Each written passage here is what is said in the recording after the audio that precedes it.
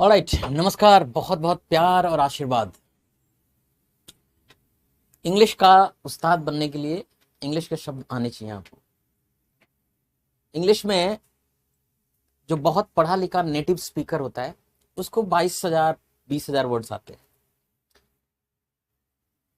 अगर 12,000 वर्ड्स आ जाएं, आमतौर पे जो कुछ भी हम लोग पढ़ते लिखते बोलते सुनते हैं, जो किताबों में अखबारों में या हम लोग बोलते हुए, तो जितना कुछ आप बोलते सुनते हुए इंग्लिश सुनते हैं वो पूरी की पूरी इंग्लिश लगभग 12,000 शब्दों से बनी हुई है। तो अगर आपको नेचुरल इंग्लिश चाहिए, नेचुरलाइज्ड चाहिए आपको इंग्लिश, एक नेटिव स्पीकर की तरह नेचुरल इंग्लिश बोलना चाहते हैं, फ्लुएंट इंग्लिश बोलना चाहते हैं, तो आपकी इंग्लिश वोकैबुलरी 12,000 वर्ड्स की होनी चाहिए, इंक्लूडिंग ईडियम्स, जिसमें ईडियम्स भी शामिल है। अब ये कोई बहुत बड़ा संख्या नहीं है। समस्या ये है कि अगर किसी छोटे काम को भी अगर गंदे तरीके से, गलत तरीके से करा जाए तो वो बड़ा हो जाता है, जटिल हो जाता है। जैसे कि अगर 12,000 शब्द सीखने हो तो it's not a big deal, कोई बहुत बड़ी बात नहीं है। 4 महीने में आदमी 12,000 वर्ड सीख सकता है। लेकिन आप 5 साल से 10 साल से सीख रहे हैं, तो जो चीज 4 महीने में हो सकता है वो 500 महीने में नहीं हुआ, 400 महीने में नहीं हुआ। तो 4 महीने की चीज 400 महीने में क्यों नहीं हुई? क्योंकि तरीका गलत है। अब जैसे दो लोग एग्जाम्स की तैयारी कर रहे हैं, वो अपनी वोकैबुलरी के लिए आजकल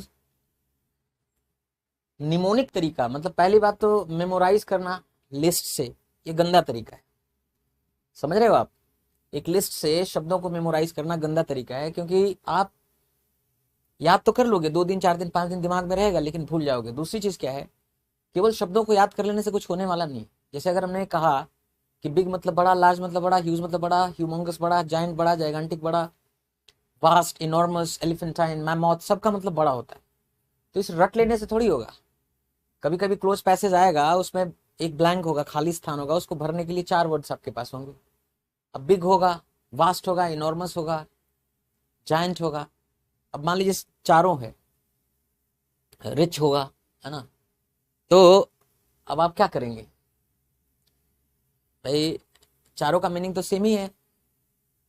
तो कई बार जैसे मान लीजिए बड़ा भाई है, तो बड़ा भाई बोलना है, तो अब आपने रटा है कि बिग मतलब बड़ा, लार्ज बड़ा, जायंट जाइगेंटिक, ह्यूज, तो ऐसे थोड़ी बोलेंगे ह्यूज ब्रदर या बिग ब्रदर, नहीं बोलेंगे ऐसे। क्या बोलेंगे हम? Elder brother. तो शब्दों को रटना काम नहीं आएगा, क्योंकि दिमाग हमारा कोई कंप्यूटिंग डिवाइस तो है नहीं कि रटे और वो परमानेंट मेमोरी में जाके फिक्स्ड हो गया। तो आप रटोगे, भूलोगे, और ये सब करते हैं। 99.9% लोग यही करते हैं, वर्ड लिस्ट रटते हैं।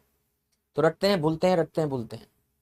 CARROT कैरेट मतलब तोता, PARROT पैरट मतलब गाजर। अन्ना ना ना, गलत हो गया। CARROT कैरेट मतलब गाजर, और PARROT पैरट मतलब तोता। ऐसे ही रटते रहते हैं, दिन भर खून जलाते हैं। उसके बाद शाम को अपने दोस्त को देते हैं, भैया ये वर्ड की लिस्ट से जरा पूछना मुझसे। उसने पूछा PARROT पैरट, पैरट, पैरट मतलब गाजर। गाजर नहीं रे, गाजर नहीं होगा। अच्छा गाजर नहीं होगा, फिर पैरट मतलब तोता होगा। ये कौन सा तरीका है? तो मेमोराइज करना लॉन्ग वर्ड लिस्ट को, that's not a good idea.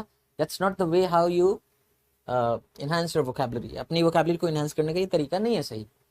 ये जानते हो किसके लिए काम कर सकता है? जो आदमी इंग्लिश का उस्ताद है। अगर आप किसी भाषा का उस्ताद बन गए हैं, उस भाषा को पी गए हैं, वो भाषा आती है, if you are a master of that language, तब हो सकता है कि आप लॉन्ग लिस्ट ऑफ वर्ड देख करके याद कर लें। क्योंकि क्या है ना, कि जिसको भाषा आती है, अगर वो शब्दों को रटता है, तो शब्द जो है, चूंकि वो भाषा को ऑलरेडी जानता है, भाषा की बुनावट उसके पास ऑलरेडी है, तो जो नए शब्द वो सीख रहा है वो भाषा की बुनावट में जाके फंस जाते हैं। They get woven into the language. जिनको ऑलरेडी भाषा आती है वो शब्दों को शायद रटें तो फंस भी जाए, रिटेन भी रहे, दिमाग में बहुत दिन तक बना रहे।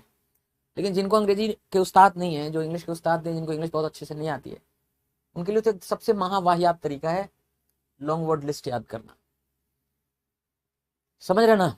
अब ये जो नया तरीका है निमोनिक मेथड, निमोनिक मेथड क्या होता है? जैसे कि हम लोग जानते हैं कि कई बार क्या है ना, कोई इन्फॉर्मेशन को रटना है, तो कोई लंबा इन्फॉर्मेशन है, वो दिमाग में लंबे समय तक मेमोराइज नहीं हो रहा है, तो हम निमोनिक तरीके का इस्तेमाल करते हैं। वो क्या होता है? जैसे मान लीजिए आपसे कहा जाए कि जो लाइट होता है, प्रकाश, तो प्रकाश में 7 रंग होते हैं, 7 कलर्स होते हैं। वो कौन कौन से रंग होते हैं? तो हम रट लिए उन्हें एक एक्रोनिम बना करके, क्या, विबग्योर। तो violet, indigo, blue, green, yellow, orange, red.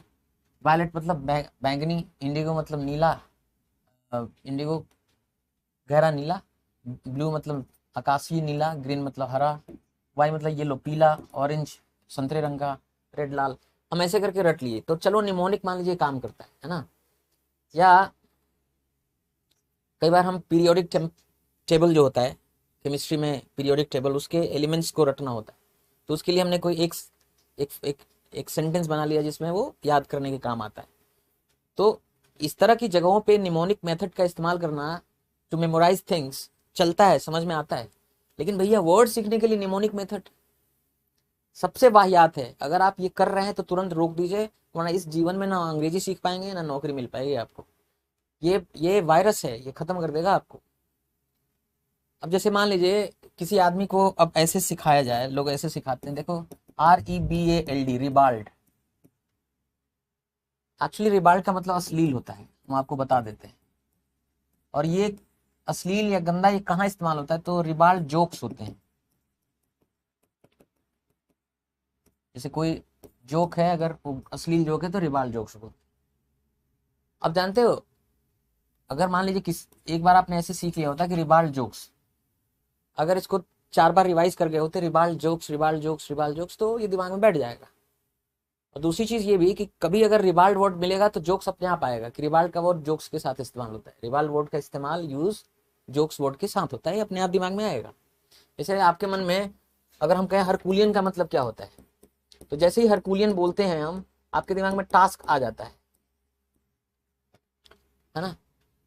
क्योंकि जब आपने जब भी पढ़ा है Herculean task, Herculean task, Herculean task, तो जब भी 5-6 बार आपके दिमाग में हरकुलियन टास्क मिला है, तो जब आप सुनते हैं हरकुलियन वर्ड तो ऑटोमेटिकली टास्क वर्ड अपने आप आ जाता है।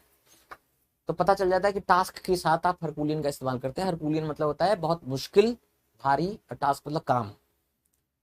वैसे ही रिबाल्ड जोक्स पढ़ेंगे, तो अगर 4 बार 5 बार 6 बार रिबाल्ड जोक्स पढ़ेंगे, तो रिबाल्ड वर्ड जब भी आएगा तो ऑटोमेटिकली जोक्स दिमाग में आएगा कि हाँ ये जोक्स के साथ इस्तेमाल होता है, अश्लील जोक्स। अब देखो ये जो निमोनिक तरीके वाले लोग हैं वो कैसे सीखते हैं। एक टीचर आपको बताएगा, देखो बाल्ड, बाल्ड मतलब गंजा, जिसके बाल नहीं होते हैं बाल्ड हो जाता है, उसको गंजा कहते हैं। भैया पहली बात तो ये बाल्ड नहीं, बोल्ड वर्ड होता है, BALD, बोल्ड। बोल्ड मतलब गंजा, जिसका सिर पे बाल ना हो। अब वो कहता है कि देखो अगर सिर पे बाल नहीं है, बोल्ड है, तो ये तो बहुत ही गंदी बात है, क्योंकि बेइज्जती होगी, शादी भी नहीं होगी है। ये कौन सा तरीका है भाई? ये कौन कहता है कि भाई बाल नहीं रहने से आदमी की शादी नहीं होती, ये गंदी बात है। बहुत सारे लोग हैं जिनके बाल नहीं है, पूरी तरह से बोल्ड रहते हैं, they look handsome, beautiful, smart. अब कई लोगों का तो ये भी मानना है कि जिसके सिर पे बाल नहीं होते बड़ा अमीर होता है, वेरी रिच होता है। अब ये जब रिबाल्ड आएगा तो आपके दिमाग में रिबाल्ड से बोल्ड आएगा गंजा। अब गंजा का मतलब क्या, अश्लील कि पैसा वाला कि जिसकी शादी ना हो रही हो, उस समय याद करना बहुत मुश्किल है। और ऐसे कौन पढ़ता है भाई? मान लो आपको इंग्लिश लिखना है, आपके बोलना है, तो आप क्या ऐसे करोगे कि गंजा आदमी ये? भाई ये तो आपको नेचुरल इंग्लिश और दूर ले जा रहा है। नेचुरल इंग्लिश का मतलब होता है कि एकदम स्पॉन्टेनियसली वर्ड्स आपके दिमाग में आए, बोलते हुए लिखते हुए फटाफट फटाफट आप फ्लुएंटली बोलने लिखें। तो भाई साहब निमोनिक तरीके से, निमोनिक मेथड से जो शब्द को सीखने का तरीका है भैया, छोड़ दो, ये गंदा तरीका है। ये आपके आपके इंग्लिश को नेचुरल इंग्लिश कभी नहीं होने देगा, बहुत बड़ा हिंड्रेंस है। It will hamper the process of getting natural English, है ना। समझ में आ रहा है ना? तो फिर कैसे करें? अगर 12,000 शब्द सीखना है तो हमने कहा कि 4 महीने में आप सीख लेंगे। तो मेमोराइज करना नहीं है, शब्दों को रटना नहीं है, इस तरह निमोनिक मेथड नहीं करना है।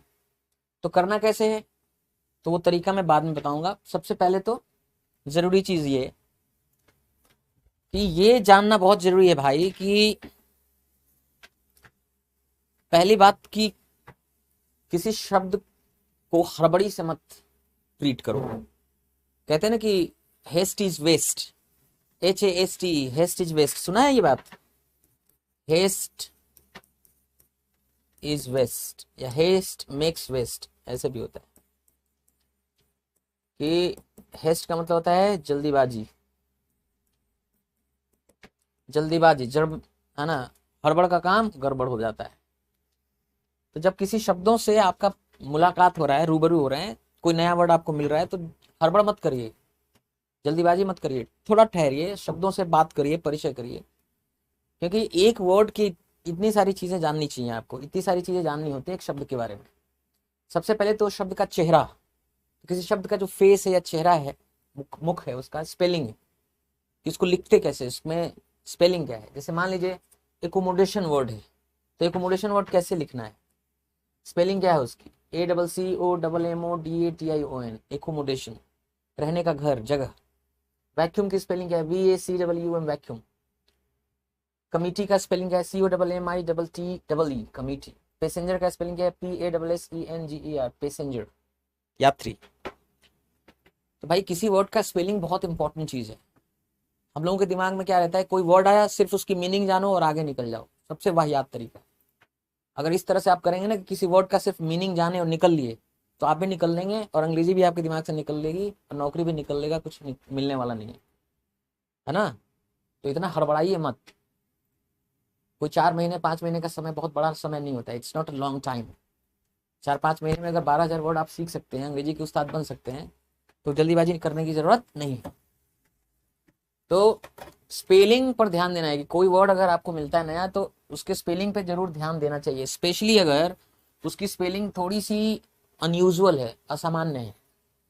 क्योंकि आपको मालूम है कि एग्जाम्स के अंदर स्पेलिंग टेस्ट भी होता है, तो स्पेलिंग पे ध्यान देना बहुत जरूरी है। अब किसी वर्ड का दूसरा इंपॉर्टेंट चीज है प्रोनाउंसिएशन। प्रोनाउंसिएशन का मतलब होता है नाम। जैसे किसी आदमी से आप मिलते हैं तो पहले चेहरा देखते हो, स्पेलिंग, फिर उस आदमी का नाम पूछते हो, भैया नाम क्या है। तो नाम का मतलब है कि उस उस वर्ड को हम कैसे उच्चारित करते हैं, उच्चारण क्या है उसका, प्रोनाउंसिएशन क्या है। तो प्रोनाउंसिएशन बहुत जरूरी है जानने का। और जैसे मान लीजिए ये वर्ड लिखा हुआ है CHASM, तो ये क्या है, तो ये केजम है, केजम। केजम का मतलब होता है दरार, बीच में एक विभाजन की रेखा, एक अंतर, मतभेद, केजम। अब कुछ लोग इसको पता है चाजम, कुछ लोग काजम। तो ना तो चाजम है, ना तो चेजम है, ना तो काजम है, ये है केजम। केजम मतलब होता है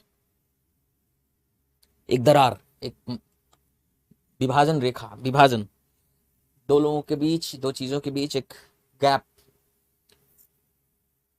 अब कुछ लोग इसको पढ़ते हैं स्ट्रैटेजिक, ये स्ट्रैटेजिक नहीं है, स्ट्रेटेजिक।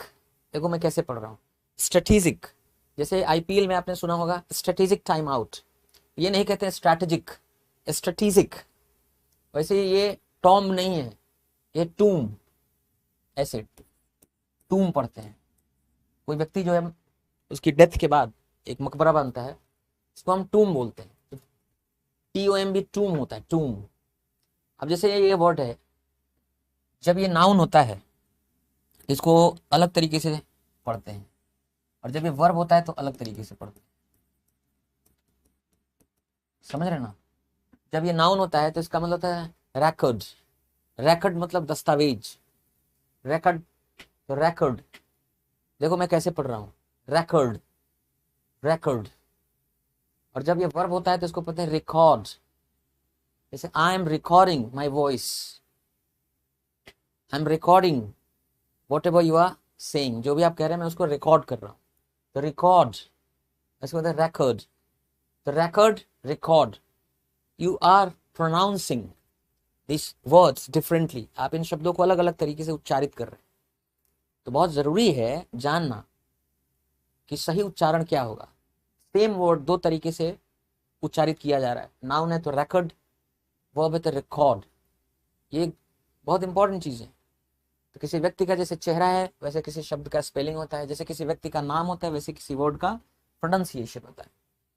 जैसे ये है, तो जब ये एडजेक्टिव का काम करता है तो इसका मतलब होता है माइन्यूट, माइन्यूट पार्टिकल्स, सूक्ष्म कण, छोटे सूक्ष्म।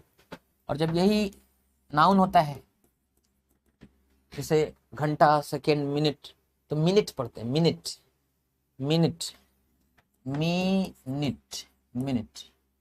और इसको पढ़ते हैं यहाँ माइन्यूट, सो माइन्यूट, मिनट। तो स्पेलिंग, प्रोनाउंसिएशन इंपॉर्टेंट चीज है। फिर आता है वर्ड क्लास। आपको मालूम है कि वर्ड क्लास कितने हैं? 9 वर्ड क्लासेस है ना। Noun, pronoun, adjective, determiner, verb, adverb, preposition, conjunction, interjection. 9 अलग अलग तरह के वर्ड्स होते हैं। तो आपको ये भी जानना है कि जिस वर्ड को आप देख रहे हैं वो वर्ड किस वर्ड क्लास से बिलोंग करता है, वो किस कैटेगरी का वर्ड है, नाउन है कि एडजेक्टिव है कि वर्ब है कि एडवर्ब है, ये जानना पड़ेगा। जैसे कि एग्जाम्पल के लिए आपको ये मालूम होना चाहिए कि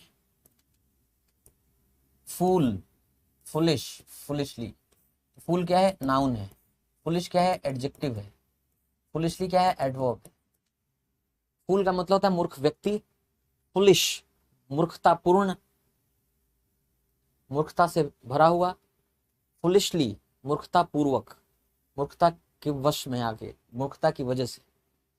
तो ये नाउन है, ये एडजेक्टिव है, एडवर्ब। तो जब आप किसी वर्ड को देखते हैं तो यू शुड नो कि what it is, what class it belongs to, किस वर्ड क्लास से, किस शब्द जाति से, किस वर्ड कैटेगरी से संबंध रखता है। जैसे मान लीजिए यहाँ पे आया डेंजर, डेंजरस, डेंजरसली। तो डेंजर मतलब खतरा, क्या ये? नाउन है।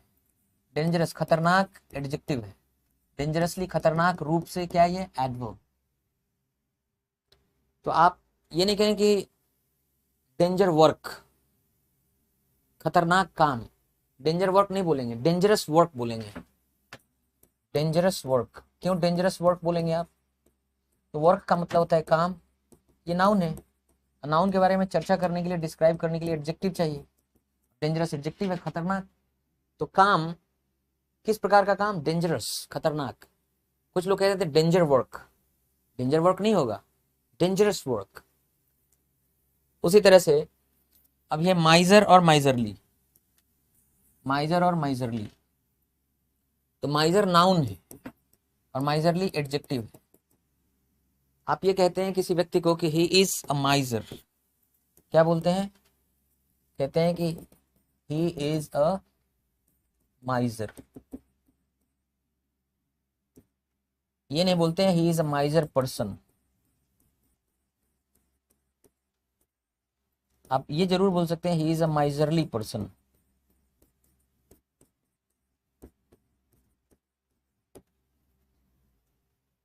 देखिए माइजर पर्सन क्यों नहीं बोल सकते? माइजर खुद नाउन है, माइजर का मतलब होता है कंजूस व्यक्ति।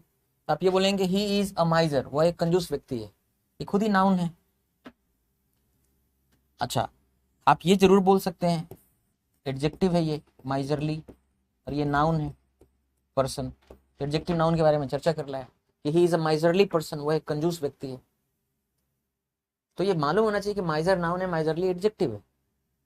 जैसे do not press, do not press the button, button को मत दबाओ, अननेसेसरी, अननेसेसरी। तो ये अननेसेसरी गड़बड़ है। क्यों गड़बड़ है? क्योंकि आपको बताना है कि प्रेस मत करिए, do not press the button, button को अनावश्यक रूप से। यहाँ एडवर्ब की जरूरत है। ये अननेसेसरी, अनावश्यक एडजेक्टिव होता है। यहाँ तो आपको एडजेक्टिव नहीं, एडवर्ब की जरूरत है। तो आप एडवर्ब लिखेंगे। एडवर्ब क्या लिखेंगे? अननेसेसरीली, अननेसेसरी,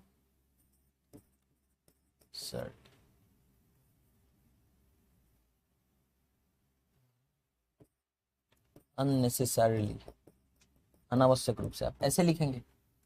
तो आपको ये मालूम होगा तब ना कि अननेसेसरी एडजेक्टिव है, अनावश्यक, अननेसेसरीली अनावश्यक रूप से एडवर्ब है। वैसे ही गुड है और आपका जो है वेल है। देखो गुड मतलब अच्छा, ये एडजेक्टिव है, और वेल मतलब अच्छे से, वेल मतलब अच्छे से, ये एडवर्ब है। तो ही इज सिंगिंग गुड नहीं होगा, ही इज सिंगिंग वेल। वो गा रहा है, किस ढंग से गा रहा है? तो अच्छे से, वेल एडवर्ब चाहिए। आपको फील्डिंग बोलना है तो वेल फील्डिंग नहीं होगा, क्या होगा? Good fielding. फील्डिंग क्या है? नाउन है, नाउन के पहले एडजेक्टिव चाहिए, गुड फील्डिंग। वेल फील्डेड होगा, क्योंकि फील्डेड क्या है, एक एडजेक्टिव है, वेल फील्डेड, वहां एडवर्ब चाहिए, तो गुड फील्डिंग होगा, वेल फील्डेड होगा। आई एम प्लेइंग गुड नहीं होगा, आई एम प्लेइंग वेल, है ना। तो you should know the difference, आपको अंतर मालूम होना चाहिए कि गुड एडजेक्टिव है, वेल एडवर्ब है। तो जब भी किसी वर्ड को आप सीख रहे हैं तो स्पेलिंग, प्रोनाउंसिएशन, वर्ड क्लास। अब आते हैं, समझते हैं कि मीनिंग क्या होता है। तो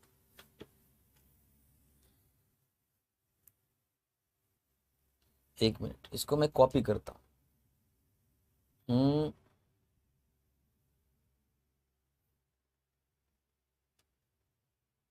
इसको कॉपी कर लिया मैंने, अब इसको मिटाता हूँ सबको।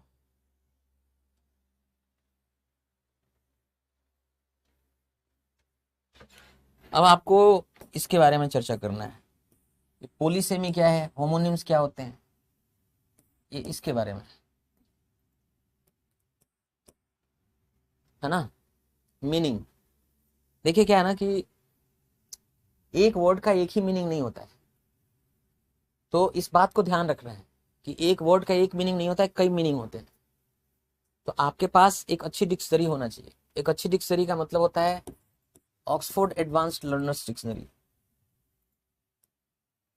ऑक्सफोर्ड एडवांस्ड, उसका ऐप भी आता है फ्री में, ऑक्सफोर्ड एडवांस्ड लर्नर्स डिक्शनरी। तो ये ऐप होना चाहिए, ये डिक्शनरी आपके पास होनी चाहिए। उस डिक्शनरी की मदद से, या चैट जीपीटी का यूज कर सकते हैं, या आप जेमिनाई का यूज कर सकते हैं, कोई भी एआई मॉडल का इस्तेमाल कर सकते हैं, ये पूछने के लिए, जानने के लिए कि किसी वर्ड के क्या क्या मीनिंग्स होते हैं। अब पोलिसेमी क्या होता है, पोलिसेमी, पहली बात तो मैं पोलिसेमी पोलिसेमी बोल रहा हूँ, ये गलत बोल रहा हूँ, इसका प्रोनाउंसिएशन पोलिसेमी नहीं होता, पोलेसेमी बोलते हैं, पोलेसेमी, पोलेसेमी। तो पोलेसेमी क्या होता है, पोलेसेमी इज कि एक शब्द का मीनिंग है, एक तरह का मीनिंग है, लेकिन जैसे आप बोलते हैं हेड, HEAD, हेड, तो जब आप बोलते हैं हेड, तो आप बोलते हैं the head of a person, किसी व्यक्ति का जो सिर होता है। The head of an organization भी होता है, किसी ऑर्गेनाइजेशन का head, the head of a person, the head of an organization, है ना। The head, the head of a, the head of a ship, किसी शिप का जो अगला हिस्सा है उसको हेड बोल सकते हैं। The head of a coin, coin, तो जैसे हेड जो वर्ड है, ये सारे जगह पे इस्तेमाल हो रहा है, सिमिलर तरह से इस्तेमाल हो रहा है, लेकिन फिर भी मनुष्य का सिर अलग है, किसी ऑर्गेनाइजेशन का हेड जो होता है, किसी मुखिया, या the head of a ship, किसी शिप का जो हेड होता है अगला हिस्सा, या the head of a coin, किसी कॉइन में दो साइड होते हैं, मुख्य पक्ष को, साइड को हम हेड बोलते हैं, पीछे को टेल बोलते हैं। तो एक वर्ड है हेड, लेकिन उसका आप देखिए एक तरह की मीनिंग है, लेकिन अलग अलग जगह इस्तेमाल हो रही है, यू शुड नो दिस। दूसरा चीज होता है होमोनिम। अभी होमोनिम क्या होता है, तो होमोनिम आजकल खूब पूछा जा रहा है एग्जाम्स में, होमोनिम पे बेस्ट सवाल पूछे जाते हैं। होमोनिम होता क्या, कि एक वर्ड के कई सारे मीनिंग होते हैं, तो एक ही वर्ड है लेकिन स्पेलिंग भी सेम है, लेकिन उसका मीनिंग अलग अलग है और प्रोनाउंसिएशन भी हो सकता है अलग अलग। जैसे एग्जाम्पल के लिए, अभी हम लोग मैं आपको दिखा रहा था कि MUN, ये इसको बोले थे मिनट,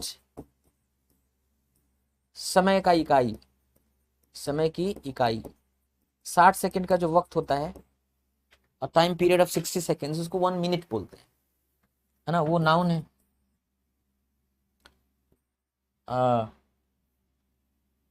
उसी तरह से माइन्यूट, ये माइन्यूट जो है, माइन्यूट का मतलब क्या होता है, छोटा, सूक्ष्म, ये एडजेक्टिव है। तो ये होमोनिम्स का मतलब, होमो मतलब सेम और निम का मतलब नाम। तो नाम सेम है but they are two different words, दोनों अलग अलग शब्द हैं। ये नाउन है, मीनिंग अलग है। ये एडजेक्टिव है माइन्यूट, इसका मीनिंग अलग है। तो इस बात से खबर रखना पड़ेगा आपको, यू शुड नो दिस, आपको ये बात मालूम होना चाहिए कि एक वर्ड के कई अलग अलग मतलब होते हैं। तो मीनिंग्स जानना है, तो स्पेलिंग, प्रोनाउंसिएशन, नाउन है कि प्रोनाउन है, किस वर्ड क्लास का है, मीनिंग क्या है, ये सब जानना है। इसके बाद आपको जानना है यूसेस। अब यूसेस क्या होता है, यूसेज समझाने के लिए फिर से मैं आपको कॉपी करता हूँ इसको, है ना, आपको समझाने के लिए कि यूसेज क्या होता है। देखिए क्या है,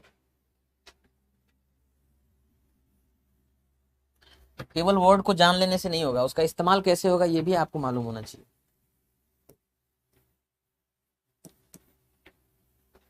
होता क्या है, जैसे कोई भी नाउन है या एडजेक्टिव है या वर्ब है ना,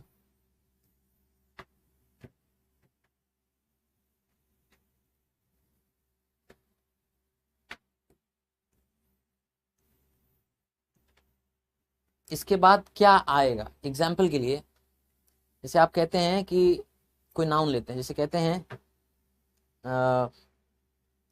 नीड लेते हैं। नीड मतलब क्या होता है, जरूरत।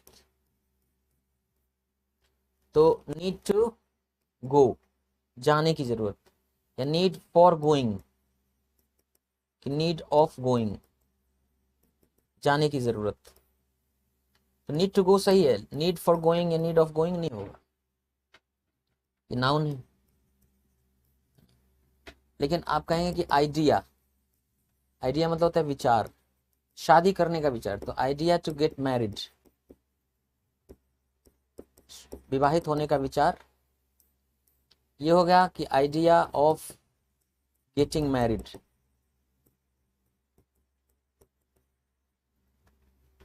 है ना। तो अब देखिए आइडिया नाउन है,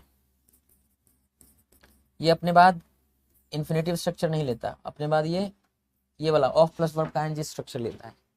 तो आपको ये मालूम होना चाहिए कि जब आप कोई वर्ड सीख रहे हैं तो उस वर्ड के बाद क्या आएगा क्या नहीं आएगा, उसका यूसेज, इस्तेमाल कैसे होगा, ये मालूम होना चाहिए आपको। तो जाने की जरूरत, तो नीड टू गो बोल सकते हैं, need of going, need for going नहीं होगा।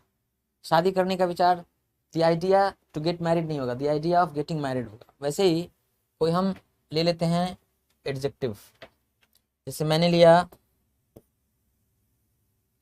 कि एबल, या हमने कहा ग्लैड। ग्लैड मतलब बहुत खुश,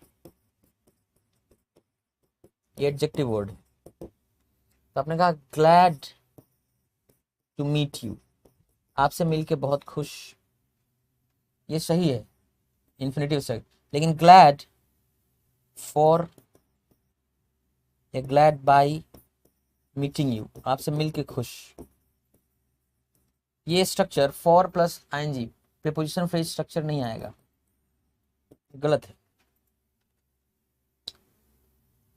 उसी तरह से आप कहते हैं कि able to do something, able मतलब समर्थ, एडजेक्टिव है, समर्थ हूं, able, able to do something, कोई चीज करने में समर्थ, ये सही है।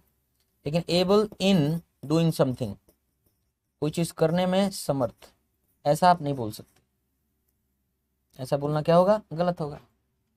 तो केवल किसी, ये वर्ड है कि ग्लैड मतलब बहुत खुश, एबल मतलब समर्थ, ये सीख लेने भर से कुछ नहीं होगा, ये भी तो मालूम होना चाहिए कि इसका इस्तेमाल कैसे होगा, हैं। अब जैसे वर्ब है, मान लीजिए, जैसे आप कहते हैं, वर्ब मैं यहां लेता हूं, जैसे मान लीजिए आपने कहा सजेस्ट, तो आप मान लीजिए करें कि ही एडवाइज्ड, उसने सलाह दिया, मी, उन्होंने सलाह दिया टू गो, जाने का। लेकिन आप ये नहीं कह सकते कि ही सजेस्टेड मी, उन्होंने मुझे सलाह दिया टू गो, जाने के लिए। ये कहेंगे तो गड़बड़ हो जाएगा, क्योंकि सजेस्ट अपने बाद इन्फिनेटिव नहीं लेता है। सजेस्ट का इस्तेमाल कैसे कैसे हो सकता है, तो पहली बात तो सजेस्ट, यहाँ ये भी गलत है, पहली बात कि सजेस्ट समबडी होता ही नहीं है, आपको लिखना पड़ेगा सजेस्ट टू समबडी या suggest something to somebody. Suggest के बाद सीधे वर्ब का आईएनजी फॉर्म आ सकता है, लेकिन सजेस्ट के बाद इन्फिनेटिव स्ट्रक्चर, जैसे वर्ब के बाद सीधे आईएनजी फॉर्म, जैसे सजेस्टेड, सजेस्ट गोइंग मान लीजिए आईएनजी फॉर्म, तो आईएनजी फॉर्म तो ठीक है, लेकिन suggest to go infinitive structure ये नहीं होगा। सजेस्ट टू समबडी के बाद दैट क्लॉज होगा, लेकिन ये नहीं कि सजेस्ट टू समबडी के बाद आपने टू डू या टू गो इन्फिनेटिव स्ट्रक्चर या फॉर गोइंग, ये सब यूज नहीं होगा। तो जैसे उन्होंने मुझे सुझाव दिया कि मैं चला जाऊं, तो आप ये बोलेंगे कि he suggested to me that clause, he suggested to me that I should go, या he suggested to me that I go. तो ये भी जानना पड़ता है ना कि जो वर्ड हम सीख रहे हैं, स्पेशली ये कोई नाउन सीख रहे हैं, एडजेक्टिव या वर्ब सीख रहे हैं, तो उनका यूसेस, उनका इस्तेमाल कैसे होगा, उसके बाद क्या लिख सकते हैं क्या नहीं लिख सकते, ये सब मालूम होना चाहिए। उसके बाद इंपॉर्टेंट चीज है रजिस्टर, रजिस्टर मालूम होना चाहिए। अब देखिए क्या है रजिस्टर किसको कहते हैं। एक बात बताइए कि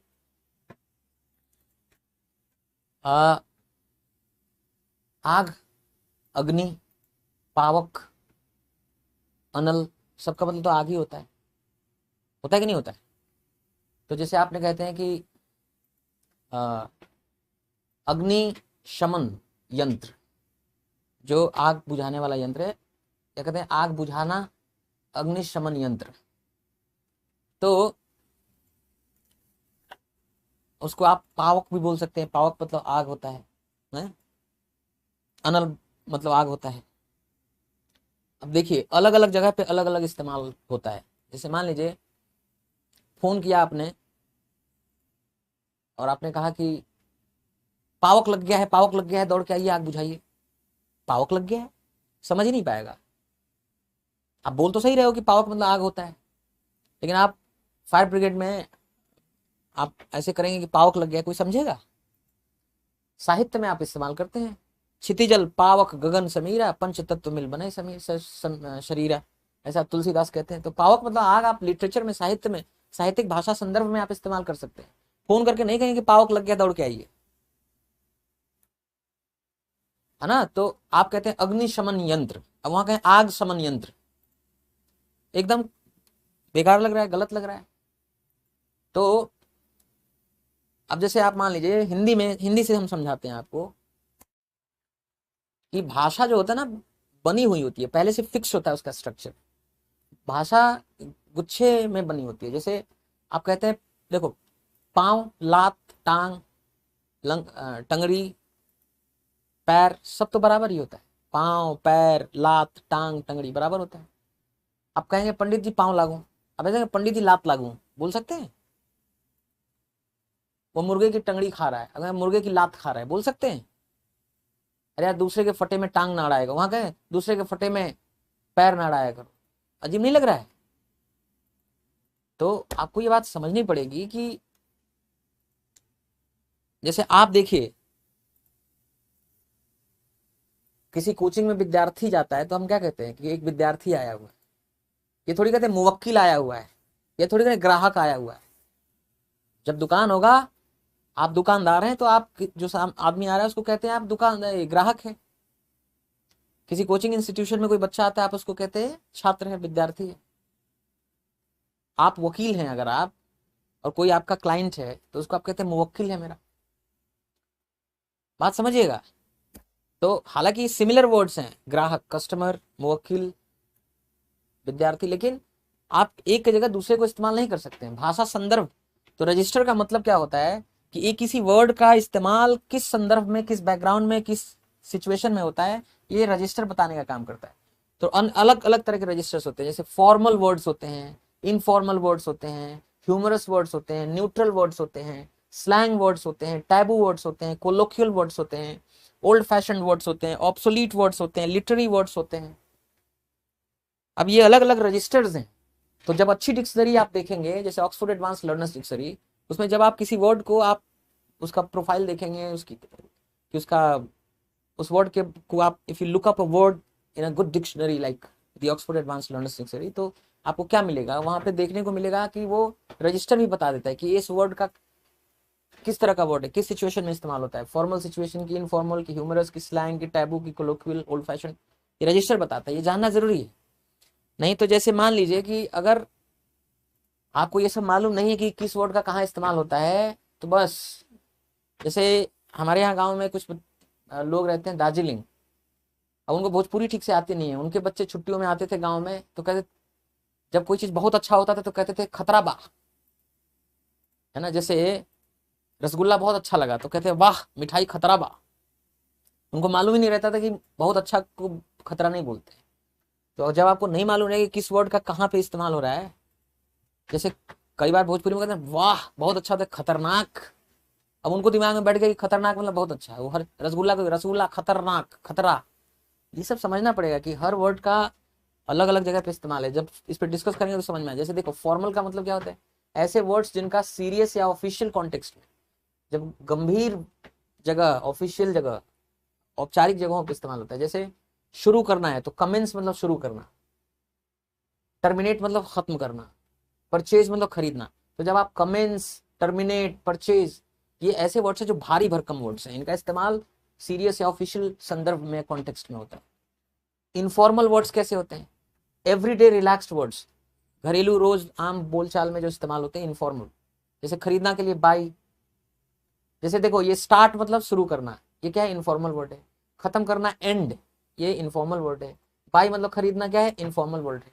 और यही जो स्टार्ट के लिए कमेंस फॉर्मल वर्ड है, टर्मिनेट फॉर्मल वर्ड है, परचेज फॉर्मल है, लेकिन स्टार्ट एंड बाई ये सब क्या है, इनफॉर्मल वर्ड है। जैसे आपने कहा, जैसे आप सुनिए एक एग्जांपल मैं आपको दे रहा हूं।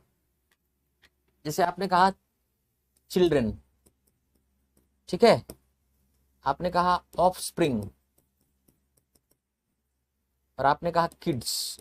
आपको मतलब तीनों का सेम मतलब है। ऑफस्प्रिंग मतलब होता है संतान, बच्चे। तो ये फॉर्मल वर्ड है, भारी भरकम वर्ड है ना।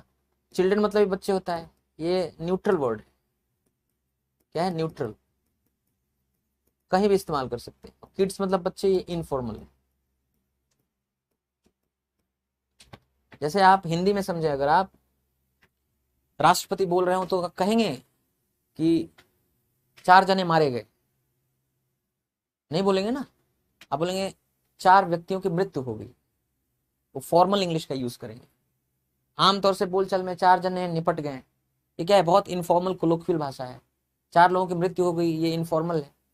तो भाई जो भाषा है और जो शब्द हैं, हर शब्द और हर वाक्य, हर सिचुएशन, हर संदर्भ, हर कॉन्टेक्स्ट में यूज नहीं होता है, ये जानना पड़ता है।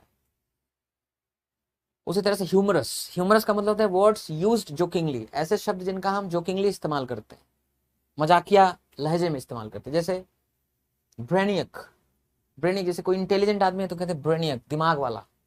काउच पोटैटो, कोई आदमी आलसी है, मोटा है, उसको काउच पोटैटो। स्मार्टी पैंट्स, कोई आदमी बहुत स्मार्ट है उसको बोलते स्मार्टी पैंट्स।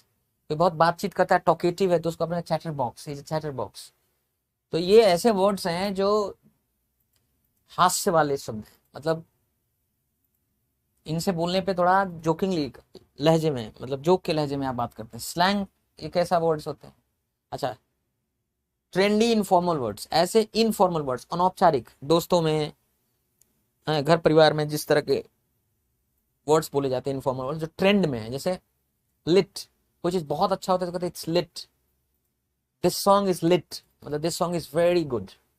कूल, कूल का भी मतलब क्या होता है, बहुत अच्छा। He is a cool guy, मतलब he is a very good man. Broke, जैसे कोई आदमी दिवालिया हो गया, पैसा नहीं है, जैसे आई हैव नो मनी, मेरे पास पैसा नहीं, तो कहते हैं आई एम ब्रोक। तो आई एम ब्रोक कब बोलेंगे, स्लैंग, ट्रेंडी, ट्रेंड में चलने वाला इनफॉर्मल वर्ड्स। चिल, जैसे कोई यानी relaxed, don't worry, don't worry, चिंता ना करो, रिलैक्स, आराम करो, तो उसको कहते हैं चिल। तो ये स्लैंग है। न्यूट्रल वर्ड्स क्या होते हैं, ऐसे वर्ड्स जो सेफ हैं, कॉमन वर्ड्स, मतलब ऐसे वर्ड्स जो फॉर्मल इंग्लिश में भी और इनफॉर्मल इंग्लिश में भी इस्तेमाल कर सकते हैं। जैसे स्टार्ट है, शुरू करना, एंड खत्म करना, चाइल्ड बच्चा, वर्क काम। तो these are words which are neutral, They can be used in both the situations. They can be used in formal as well as informal situations. ठीक है ना? जैसे टैबू वर्ड्स क्या होता है, जैसे ये सब वर्ड्स हैं फक, है ना, या शिट, गोबर, डिक, फगॉट, मऊगा कहीं का, कुतिया, गलत गलत वर्ड्स समझ लीजिए, बिच कहना उचित नहीं लग रहा है। ये सब वर्ड्स हैं, इनसे बचना चाहिए। क्यों? क्योंकि सोशली रेस्ट्रिक्टेड और ऑफेंसिव वर्ड्स हैं, सामाजिक रूप से प्रतिबंधित और अपमानजनक शब्द है। तो आपको मालूम होना चाहिए, ये नहीं कि बहुत सुन लिया तो हम भी वही बोलने लग गए। बहुत लोग क्या है ना, जैसे इंग्लिश में कोई सीरीज देख रहे हैं, फिल्म देख रहे हैं, वहां ये सब वर्ड्स उनको मिल गया तो वो उसको कॉपी कर लिए, उनको लगा कि ये नॉर्मल वर्ड्स है। नॉर्मल वर्ड्स नहीं है ना। कोलोक्वियल क्या होता है? Natural spoken forms. जब आम तौर पे आप, जैसे कोई नेटिव स्पीकर है, नेटिव स्पीकर किसको कहते हैं? किसी भाषा को बोलने वाला व्यक्ति जिसकी जन्म भाषा ही, मातृभाषा ही वो भाषा है। जब कोई मातृभाषा जिसकी इंग्लिश हो वो आदमी बोलता है, नेटिव स्पीकर होता है, तो वो इस तरह से बोलते हैं। जैसे I am going to school, तो गोइंग टू की जगह गोना स्कूल, है ना, है ना। आई एम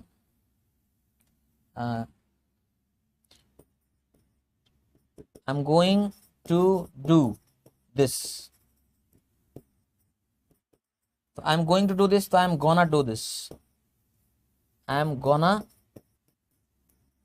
डू दिस, मैं करने वाला हूं इसको। I want to meet him, तो I want meet him, I want to meet him, मैं मिलना चाहता हूँ। तो आप बोले वॉन्ट टू को सीधे बोलो वॉना, आई वॉन्ट मीट, मैं मिलना चाहता हूँ। उसी तरह से गाय, he is a good guy, बहुत अच्छा आदमी है। तो कोलोक्वियल का मतलब है natural spoken form. Stuff, what is this stuff, ये क्या चीज है? स्टफ मतलब थिंग, गाय मतलब person. Old fashioned, old fashion का मतलब होता है आउटडेटेड, मतलब अब पुरातन हो गए, अब इस्तेमाल नहीं होता है, लेकिन अंडरस्टैंडेबल, समझा जा सकता है। जैसे अब आजकल शैल का यूज नहीं होता, ऑट का इस्तेमाल नहीं होता, अल्लाह का इस्तेमाल, प्रे का नहीं, शैल। पहले बोलते थे आई के साथ शैल, जैसे मैं जाऊंगा, आई शैल गो। किसी को सलाह देना होता था तब भी शैल बोलते थे, यू शैल डू दिस, आपको ये करना चाहिए। क्या मुझे ये करना चाहिए? शैल आई डू दिस। तो पहले शैल का यूज हुआ करता था शुड की तरह, आजकल शैल का यूज बंद हो गया है। अब जो है फ्यूचर बताना हो कि मैं जाऊंगा तो आई शैल गो नहीं कहते, आई विल गो बोलते हैं। और किसी को सलाह देना या मांगना हो तो शैल की जगह शुड यूज ही होता है, यू शुड गो देयर, वहां आपको जाना चाहिए। शुड आई गो देयर, क्या मुझे जाना चाहिए? उसी तरह से ऑट भी खत्म हो गया। पहले ऑट का मतलब होता था किसी को कहना कि आपके लिए जरूरी है, आपके लिए जरूरी है, करना चाहिए आपको, you ought to do this, आपको ये करना चाहिए, आपको माफी मांगनी चाहिए, यू ऑट टू अपोलोजाइज। आजकल ऑट का इस्तेमाल खत्म हो गया है, बहुत कम इस्तेमाल होता है, अब शुड ही इस्तेमाल होता है। अलास, जब कोई आदमी को बहुत लॉस हो जाता था तो बोलता था अरे बाप रे, अरे मैया हो, अरे दैया हो, तो बोलते थे alas mister Tiwari is dead, अरे बाप रे, अरे ये क्या हो गया, ओहो मिस्टर तिवारी तो खत्म हो गए। अब अलास का इस्तेमाल खत्म हो गया, उसकी जगह मॉडर्न, जैसे आजकल कहते हैं कि गॉड, ओ नो, है ना, इस तरह का शब्द बोलते हैं अलास की जगह, है ना। प्रे, पहले प्रे बोलते थे प्लीज की जगह, आजकल प्रे खत्म हो गया, प्लीज हो गया, प्लीज मतलब कृपया। ये ओल्ड फैशन हो गया। ऑब्सोलीट का मतलब होता है नो लॉन्गर यूज्ड, अब बिल्कुल बिल्कुल इस्तेमाल नहीं होता। ओल्ड फैशन तो थोड़े थोड़े बोल भी सकते हैं, समझ भी सकते हैं। ऑब्सोलीट तो अब समझ भी नहीं पाएंगे लोग, इतना पुराना हो गया। जैसे दाऊ, दाऊ मतलब यू, दी मतलब यू, दाई मतलब योर, हैथ, हैव को हैथ बोलते थे। अब ये सब वर्ड्स जो हैं ऑब्सोलीट हैं, एकदम प्राचीन हो गए, अब इस्तेमाल होते ही नहीं है, ठीक है ना। अब आइए लिटरेरी कॉन्टेक्स्ट में इस्तेमाल होने वाले, जैसे एग्जाम्पल के लिए साहित्यिक संदर्भ में जिनका इस्तेमाल होता है, जैसे लेमेंट। तो जैसे हम कहते हैं कि मुझे वो पश्चाताप किया, he regretted the fact, he regretted it, उसने इस बात का पछतावा किया। तो लिटरेचर में बोलते हैं ही लैमेंटेड इट, उस पर पश्चाताप कहते हैं। He was in deep sleep, वो गहरी निद्रा में था, स्लीप बोलते हैं निद्रा को। लिटरेरी कॉन्टेक्स्ट में आप बोल सकते हैं slumber, he was in a deep slumber. Slumber मतलब नींद।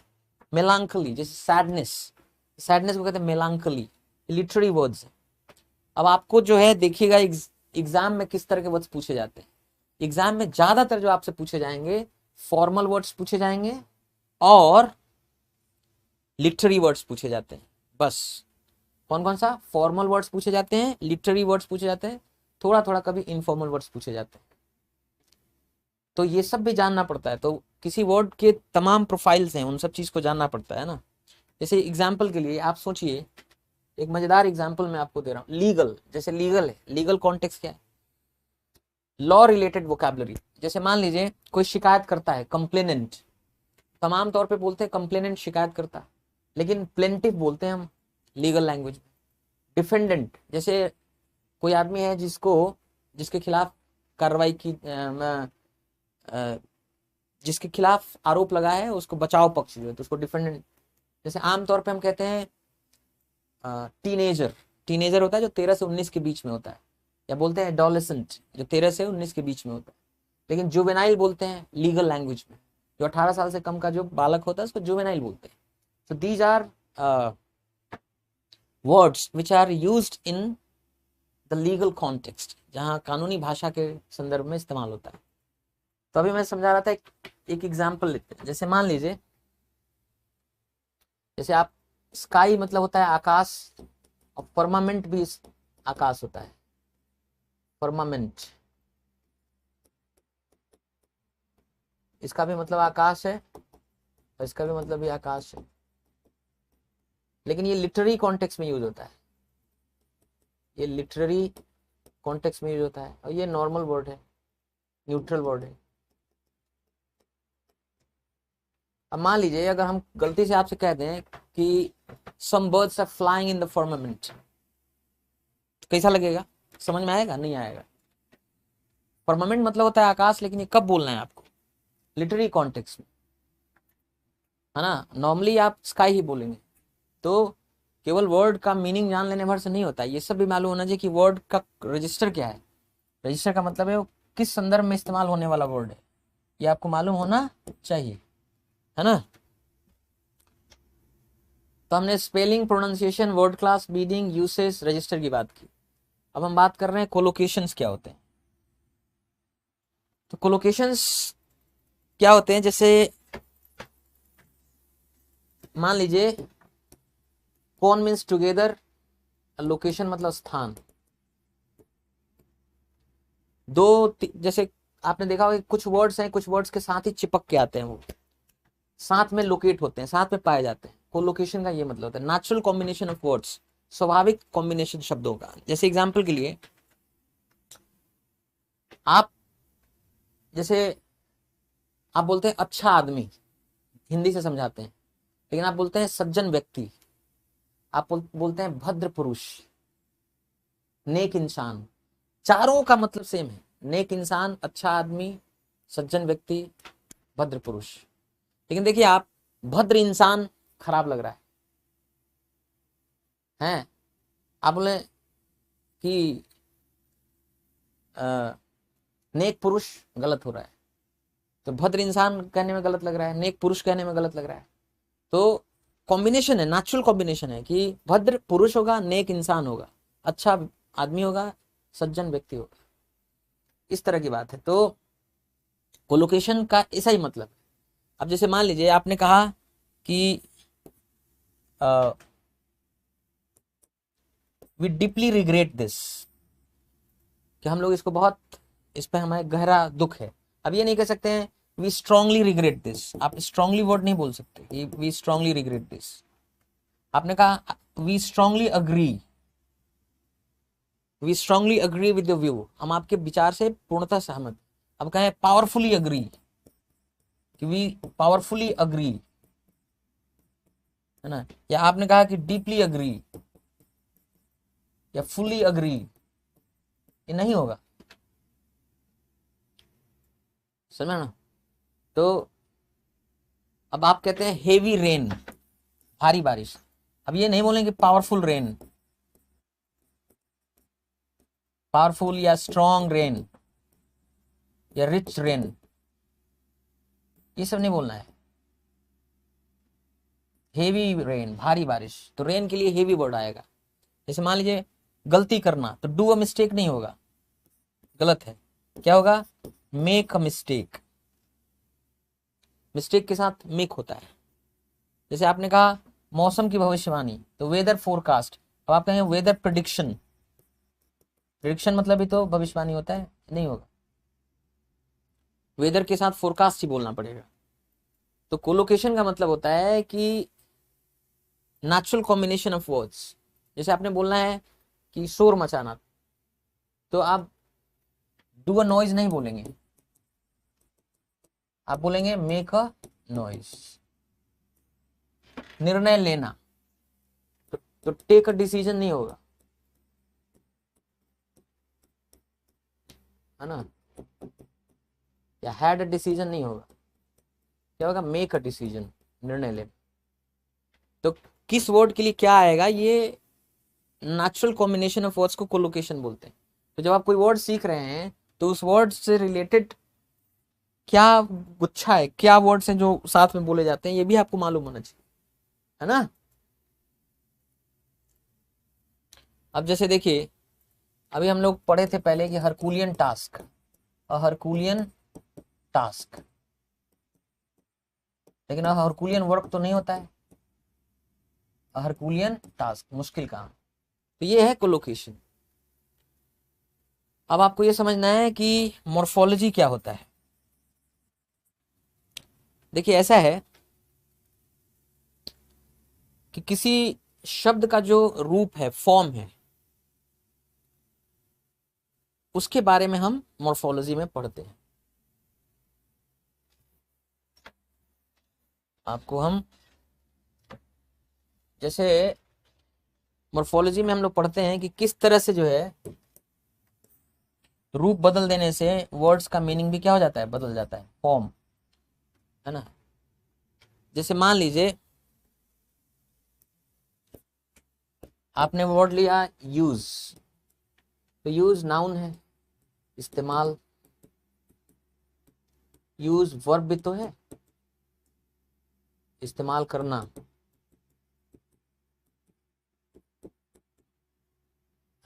इन डिसयूज, उपयोग में नहीं, उपयोग में नहीं। तो एक वर्ड बन गया डिसयूज, अनयूज्ड, जो अभी तक इस्तेमाल नहीं हुआ, अभी तक इस्तेमाल नहीं हुआ, अनयूज्ड है। आपने कहा यूजलेस, तो यूजलेस क्या हो गया? जो बेकार है, जिसका कोई इस्तेमाल नहीं है। आपने कहा यूजफुल, तो यूजफुल मतलब क्या हो गया? उपयोगी। आपने कहा यूज्ड, यूज मतलब इस्तेमाल किया जा चुका, इस्तेमाल किया जा चुका, है ना। तो एक वर्ड है, उस उससे अलग अलग उसका रूप बदल दीजिए तो उससे अलग अलग अर्थ निकलते हैं, अलग अलग वर्ड बन जाते हैं। ये मॉर्फोलॉजी में पढ़ते हैं। जैसे मान लीजिए यही वर्ड हम ले लेते हैं, जैसे फॉर्म, तो फॉर्म का मतलब नाउन है तो रूप होता है। फॉर्म मतलब वर्ब, गठन करना या गठित करना या बनाना, ये भी तो होता है। रिफॉर्म, ये रिफॉर्म मतलब सुधार या पुनर्गठन, फिर से बनाना। रिफॉर्म वर्ब भी तो होता है। रिफॉर्म मतलब सुधार करना या पुनर्गठित करना, किसी चीज का फिर से गठन करना, पुनर्गठित करना, है ना। आपने कहा रिफॉर्मेशन, सुधार। जैसे जेल में लोग जाते हैं, रिफॉर्मेशन होता है वहां उनका, है ना। डिफॉर्म, डिफॉर्म का मतलब क्या होता है? रूप विकृत कर देना, रूप बिगाड़ देना। डिफॉर्म्ड है, डिफॉर्म मतलब विकृत,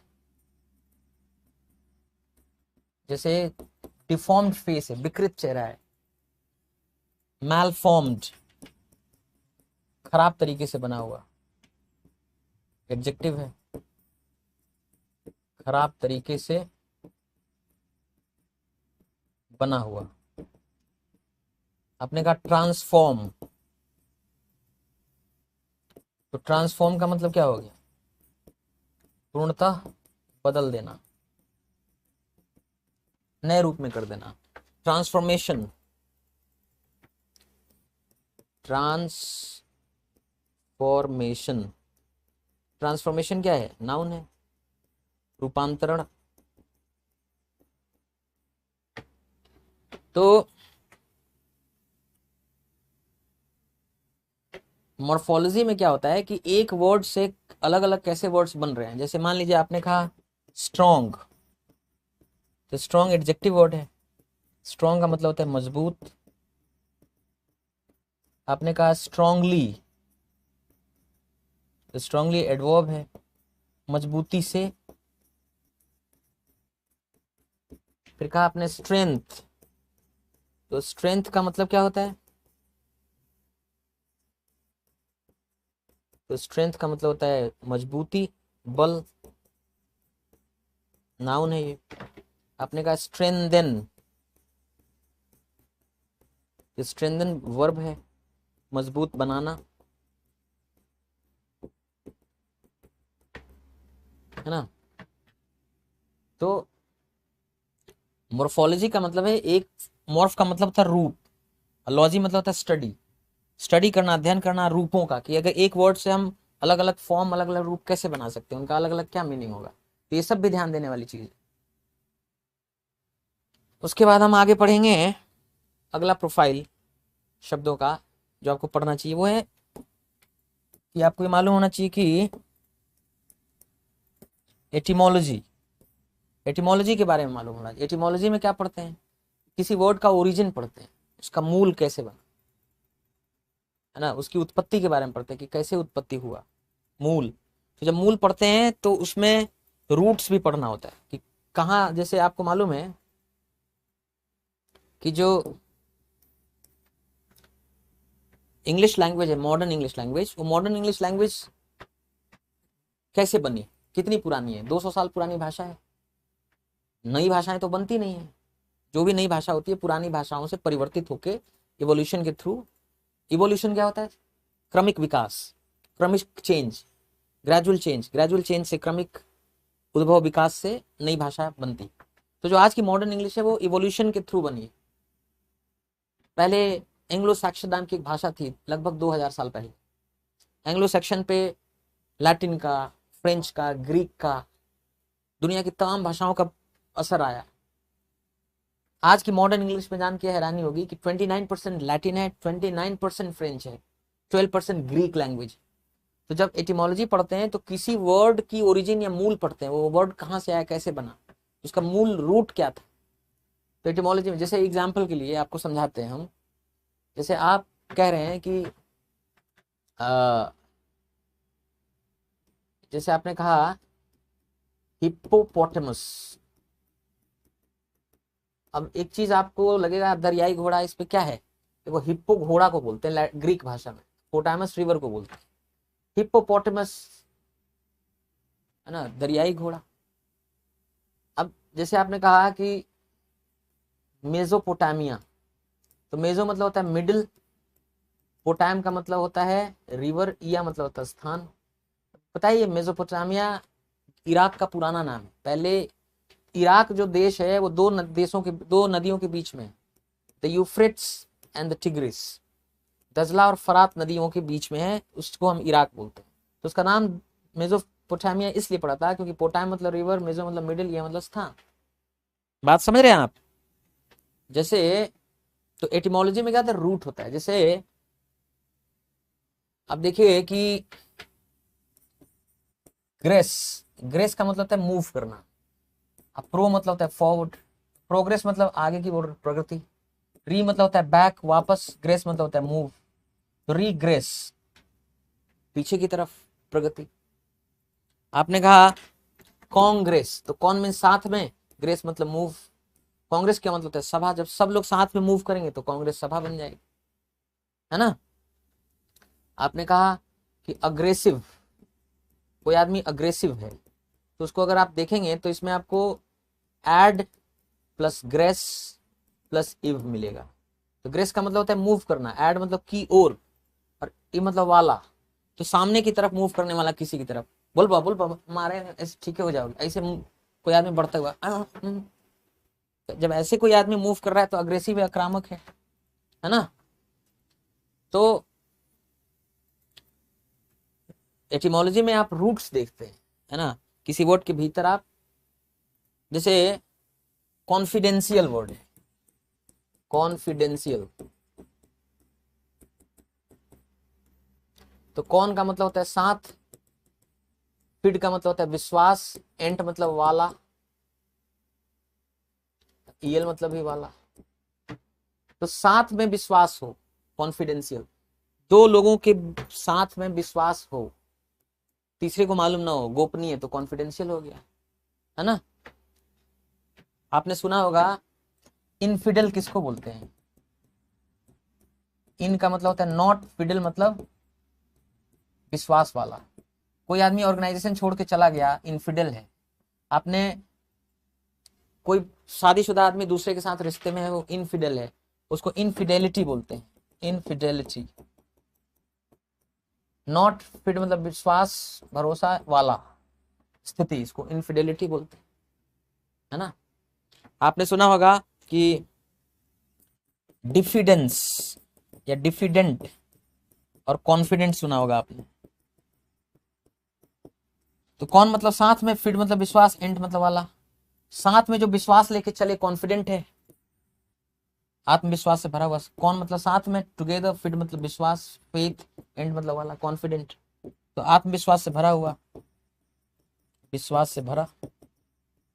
और डिफिडेंट, तो डिस प्लस फिड प्लस एंट, एंड मतलब वाला, फिड मतलब विश्वास, डिस मतलब नहीं, जिसमें विश्वास नहीं है, आपके अंदर विश्वास की कमी है, डिफिडेंट है, आप दब्बू हैं।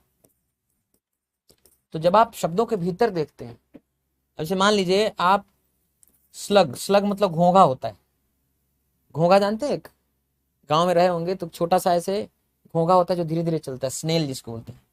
अब स्लगिश एक वर्ड है, ऐसे स्लगिश कम समझ में आ रहा है, स्लगिश का मतलब सुस्त, मंद, धीमा, लेकिन आप अगर इसको ऐसे देखेंगे कि स्लग प्लस इश, तो इसका मतलब वाला के जैसा, और स्लग मतलब घोंघा, घोंघा के जैसा, तो स्लगिश सेल है, मतलब बिक्री बहुत धीमे धीमे, मंद गति से, थोड़ा थोड़ी हो रही है ना। ये समझ, तो एटिमोलॉजी में हम ये सब पढ़ते समझते। अब लास्ट में कि थिसॉरस भी जानना चाहिए आपको, क्या जानना चाहिए, थिसॉरस। और देखो अंतिम चीज तो हमने बताया नहीं, जब हमने ये पढ़ाना शुरू किया था तो पहले स्लाइड में क्या बोला था कि 12,000 वर्ड सीखना है। 12,000 वर्ड सीखने का मतलब है आप एसएससी सीजन में रैंक ला दोगे। किसी भी पढ़ा लिखा समझदार आदमी 12,000 वर्ड जान ले तो सब कुछ पढ़ना लिखना बोलना सुनना सब कर लेता है, एग्जाम पास कर सकता है। तो 12,000 वर्ड गलत तरीके से लोग सीख रहे हैं, शब्दों को रट रहे हैं, लॉन्ग वर्ड लिस्ट मेमोराइज कर रहे हैं, वो गलत तरीका है। निमोनिक तरीके से सीख रहे हैं, महाबाह्यात तरीका है। फिर सही तरीका क्या है, कैसे हम वर्ड्स को सीखें, 4 महीने में आप 12,000 वर्ड सीख सकते हैं, तो वो लास्ट में बताने वाला हूँ। पहले ये सब बताने के बाद तो अंतिम चीज ये है कि थिसॉरस क्या होता है। तो वर्ड्स के बहुत सारे प्रोफाइल्स होते हैं जिनके बारे में जानना होता है। थिसॉरस का क्या मतलब है, what do you mean by thesaurus.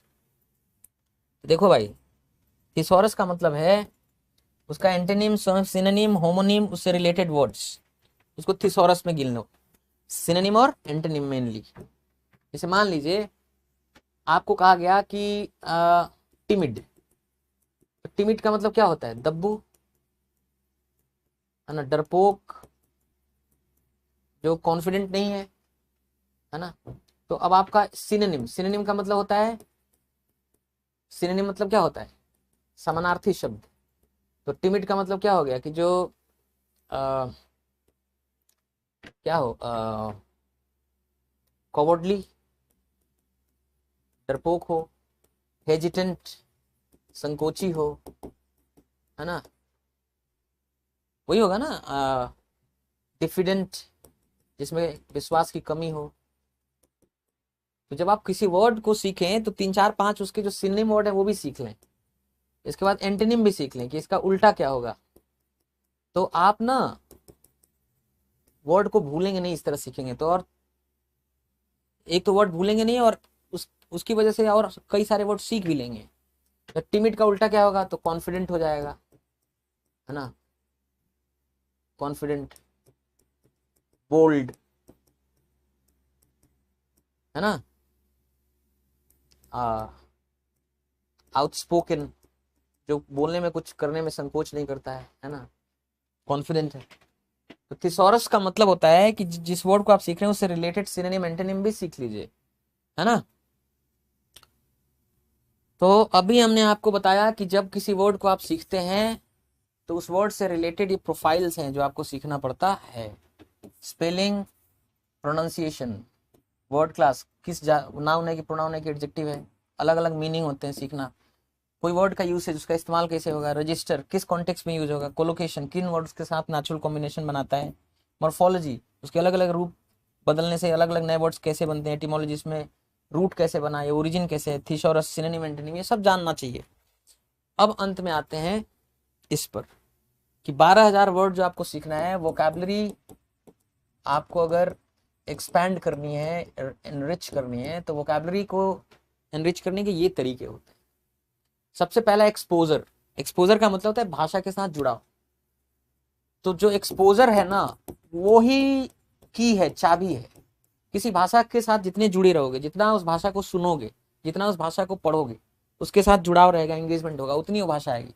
तो आपको क्या करना है, रीडिंग करनी। आपको क्या करना है, आपको रीडिंग करनी है, आपको लिसनिंग करनी है, 2 आर्टिकल्स पढ़ने। भाई आपको सुनना है और पढ़ना है। सुनने पढ़ने के साथ क्या करना है, अंडरलाइन करना है द वर्ड्स एंड एक्सप्रेशंस। जो नए नए शब्द, जो न्यू वर्ड्स और एक्सप्रेशन मिल रहे हैं, आप उनको अंडरलाइन करिए रीडिंग करते हुए। और राइट इन अ कॉपी, उसको एक कॉपी में लिख लीजिए, एक अलग से नोटबुक बनाइए, maintain a notebook where you can write down the new words that you come across while reading and listening to them. जब पढ़ने और सुनने के दौरान नए नए वर्ड्स आपको मिले तो उन वर्ड्स को अंडरलाइन करिए रीडिंग के दौरान, और उनको एक नई कॉपी में एक बना करके लिख लीजिए, ठीक है। उसके बाद आप क्या करिए कि जो इस वर्ड को आप लिखे हैं कॉपी में, ये नहीं कि उस वर्ड का मीनिंग सीधे लिख लीजिए, नहीं, आप उसको एक use the word in a phrase, उससे रिलेटेड एक फ्रेज लिखिए। जैसे एग्जाम्पल के लिए आपको कोई नया वर्ड मिला, है ना, जैसे मान लीजिए आपको कोई नया वर्ड मिला, जैसे मान लीजिए आपको हरकुलियन मिला, तो हरकुलियन मिला तो हरकुलियन टास्क ऐसे लिख लीजिए। आपको एक नया वर्ड मिला जैसे रिबाल्ड, तो रिबाल्ड जोक्स आप ऐसे लिख लीजिए ना, एक फ्रेज में इस्तेमाल कर लीजिए, समझ रहे हैं। जैसे मान लीजिए आपको कोई वर्ड मिला कि, तो आपने जैसे लिखा डिलीजेंट। डिलीजेंट का मतलब होता है जिसमें छोटी छोटी बातों पर भी परिश्रम करने वाला, मेहनत से, डिलीजेंट वर्कर ऐसे लिख लीजिए। तो परिश्रमी श्रमिक, जो परिश्रम से मेहनत कर, एक एक चीज पर ध्यान देके काम करता है, डिलीजेंट वर्कर, है ना। जैसे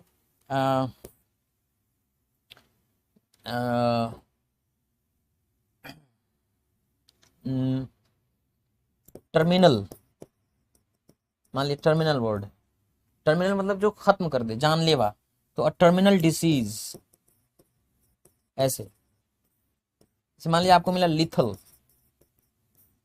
तो लिखिए अ लिथल ड्रग, जानलेवा दवाई। मान लीजिए फेटल, फेटल मतलब घातक, अ फेटल एक्सीडेंट ऐसे एक। तो जो वर्ड आप सीख रहे हो, जैसे हरकुलियन सीखा, रिबाल्ड सीखा, डिलीजेंट सीखा, टर्मिनल सीखा, लीथल सीखा, फेटल सीखा, तो आप हमेशा उसको एक फ्रेज में लिखा करिए। तो जो आप नोटबुक मेंटेन कर रहे हैं उसमें केवल वर्ड ना लिखिए, उस तरह से लिख दीजिए, एक रिलेटेड फ्रेज लिखिए और उस वर्ड को ऐसे हाईलाइट कर दीजिए। अब क्या करना है, अगला काम, अब इससे रिलेटेड जैसे हर आपने रिबाल्ड या डिलीजेंट या टर्मिनल सीखा, तो इससे related word family, root words देखिए, उससे रिलेटेड सिनोनिम एंटोनिम देखिए, ये करिए। तो जब कोई एक वर्ड होगा उसके सिनोनिम दो चार, उसके एंटोनिम एक दो, उससे रिलेटेड वर्ड फैमिली जब सीख लेंगे। अब जैसे मान लीजिए आपने आपने सीखा कि डिलीजेंट, तो डिलीजेंट से आपने सीखा डिलीजेंस। तो डिलीजेंस का मतलब क्या हो गया? मेहनत, परिश्रम, ये नाउन है, दिस इज अ नाउन। अगर आपने सीख लिया डिलीजेंटली, तो डिलीजेंटली क्या है? एडवर्ब है, मेहनत से। तो ये जो उससे related root words, word family, synonym antonym, ये भी सीखिए। उसके बाद रिवाइज करिए। रिवाइज करने का तरीका बड़ा इंपॉर्टेंट है। पहले दिन पढ़ा आपने, फिर तीसरे दिन रिवाइज करिए, फिर 7वें दिन रिवाइज करिए, फिर 15वें दिन रिवाइज करिए। ये रिवीजन का बेस्ट मेथड होता है। और एक बात जान लो, वर्ड को, नए नए वर्ड सीखने से ज़्यादा इंपॉर्टेंट होता है जो वर्ड्स पुराने थे उनको रिवाइज करना। क्योंकि क्या है ना कि अगर आप सिर्फ नए वर्ड सीखते जाएंगे सीखते जाएंगे सीखते जाएंगे, तो वो सब भूलते जाएंगे भूलते जाएंगे भूलते जाएंगे, प्रोडक्टिव वर्क नहीं, वो उसका कोई नतीजा नहीं निकलेगा। तो नए वर्ड्स चाहे आप कम सीखें, पुराने वर्ड्स को रिवाइज करें, वो ज़्यादा इंपॉर्टेंट है। और सुनिए क्या है, अंततः फिर घूम के आप यहीं पे चले आएंगे। जब आप रीडिंग लिसनिंग करेंगे, तो रीडिंग लिसनिंग करेंगे तो वर्ड्स अपने आप रिवाइज होते रहेंगे। क्योंकि जब आप रीडिंग लिसनिंग खूब करेंगे, समय देंगे 5 घंटा रोज रीडिंग लिसनिंग को, तो 5 घंटे आप रीडिंग लिसनिंग करेंगे, तो जो वर्ड्स आपको पहले मिले थे वर्ड्स फिर बार बार मिलेंगे, तो अपने आप रिवाइज होता रहेगा। तो सबसे इंपॉर्टेंट चीज है एक्सपोजर। अब मैंने ये इस कुछ लोग क्या करते हैं, एक और तरीका है। जैसे मान लीजिए, चलो रीडिंग लिसनिंग से आप वोकैबुलरी तैयार हो रहा है, लेकिन एग्जाम देना है। एग्जाम के लिए जो है कोई एक किताब खरीद लिया हमने। अब वो एक किताब इसलिए खरीद लिया कि क्योंकि बहुत सारे एग्जाम में पूछे जाने वाले वर्ड्स हैं जो रीडिंग लिसनिंग में मिलते नहीं है, कम मिलते हैं, लेकिन वो एग्जाम में बार बार पूछे जाते हैं। तो ऐसे जो वर्ड्स हैं जो एग्जाम के लिए बहुत इंपॉर्टेंट है, रीडिंग लिसनिंग में कम मिलते हैं, तो लोगों के पास एक वोकैबुलरी बुक होती है। जैसे बेस्ट वोकैबुलरी बुक है ये, टॉपर्स वोकैबुलरी। इसको एस चांद पब्लिकेशन ने छापा है, ठीक है जी। तो मान लीजिए टॉपर्स वोकैबुलरी किताब की बात कर लें, इसमें कितने वर्ड्स हैं? तो इसमें यूनिक वर्ड्स हैं लगभग 7200, और इससे बाहर किसी एग्जाम में पूछेगा ही नहीं। और इस किताब में हर वर्ड के फ्रेजेस दिए गए हैं, एग्जाम्पल्स दिए गए हैं, है ना।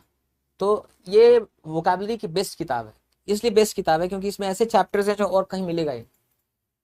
जैसे प्रीपोजिशन से रिलेटेड चैप्टर्स हैं, है ना, आपका मतलब इडियोमेटिक सिमिलीज हैं, बहुत सारी चीज़ें हैं जो खूब पूछी जाती हैं और किसी किताब में नहीं मिलेगा।